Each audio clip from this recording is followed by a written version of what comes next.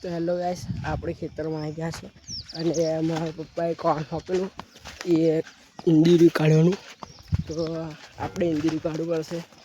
આ પાડોશીના ખેતરમાં એ બધું આવ્યા છે ઇંદીરું, તમે જોઈ શકો છો. તો ગાઈસ, ચેનલ સબસ્ક્રાઈબ કરી લેજો જેથી મારો વિડીયો તમને મળતા રહે અને સપોર્ટ કરજો, સબસ્ક્રાઈબ કરજો. તો આપણે આ ઇંદીરું કાઢવાનું છે. તો હું તમને બતાવું, પાવડે ખોદી કાઢીશું. પાણી વાવેલું છે એટલે વાર નહીં લાગે. તો મિત્રો સપોર્ટ કરતા રહેતો અને ઇંદીરું ખોદી કાઢીશું. આમ કંઈ તેથી આવી રીતે આખા ખેતરમાં ઇંદીરું થવા હોવાથી આપણે આખા ખેતરની ઇંદીરું ખોદી કાઢવું પડશે આજે. તો પપ્પા ઘેર કાઢો દેશે.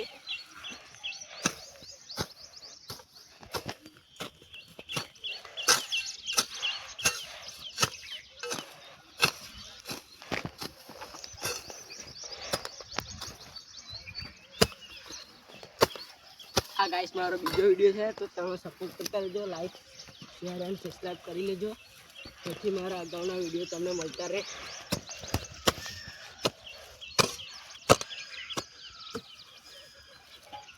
આ ખેતરમાં આપણે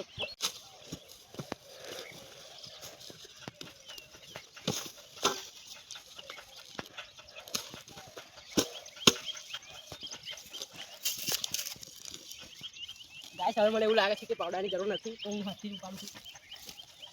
હાથથી ફટાફટ ઉપડી જાય છે ગાઈસ. અને હવે તો ઉનાળો ચાલુ થયો છે, ગરમી ખતરનાક આવે.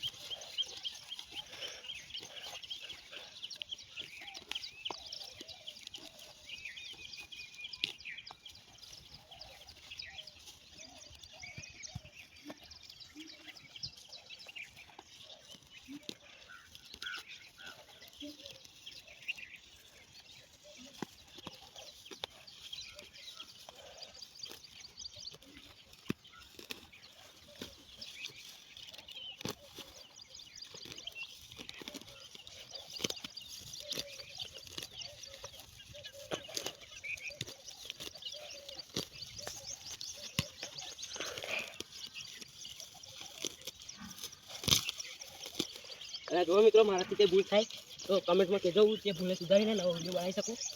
તો કમેન્ટ કરવાનું ભૂલતા નહીં. હવે મને લાગે છે કે અહીં પાવડાનું કોણ છે એટલે પાવડર ડાળવો પડશે.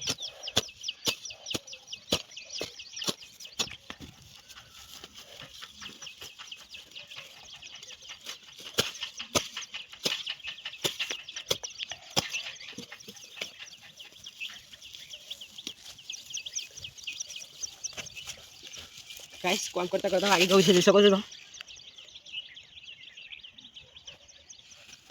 તો તમારા માટે કેટલું દુઃખ છે પડે છે એક વિડીયો બનાવો. આ મારો ફર્સ્ટ વિડીયો છે બ્લોગમાં. શોર્ટમાં ગઈકાલે એક બનાવેલો.